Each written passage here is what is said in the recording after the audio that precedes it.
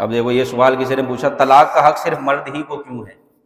وہ ہے نا بیدہ عقدۃ النکاح، قرآن پاک کی آیت ہے کہ نکاح کی گرہ مرد کے ہاتھ میں، یعنی طلاق کا حق کس کو ہے؟ عورت اپنے آپ کو طلاق، مرد جب تک طلاق نہیں دے گا طلاق ہو ہی نہیں سکتی، یا تو طلاق زبان سے دے یا طلاق کے پیپر پہ سائن کر دے مرد، جب طلاق ہوگی۔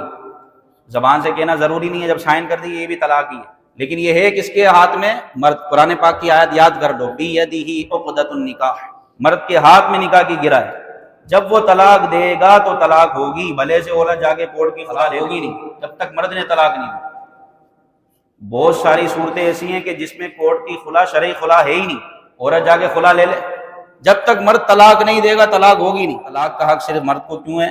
اس لیے کہ مرد بھائی کامل عقل والا ہوتا ہے، اس میں عقل ہوتی ہے، شعور ہوتی ہے، شعور ہوتا ہے اور وہ سمجھتا ہے، اور وہ فوراً سے فیصلہ، کچھ جذباتی بھی ہوتے ہیں، لیکن اللہ نے مرد کے ہاتھ میں کا حق اس لیے رکھا ہے کہ اگر عورت کو دے دیا جاتا نا تو ہر عورت طلاق یافتہ گھوم رہی ہوتی۔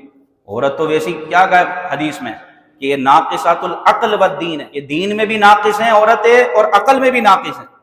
عورت کو اگر طلاق کا حق دے دیتے یہ سارے طلاق یافتہ ہوتے۔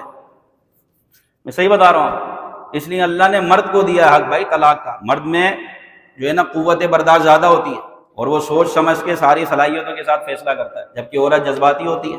تو اس لیے اگر عورت، آج کل کتنی طلاقیں ہو رہی ہیں، اتنی طلاقیں ہو رہی ہیں میں آپ کو بتا نہیں سکتا، چھوٹی چھوٹی باتوں پہ طلاق دے دی مرد نے۔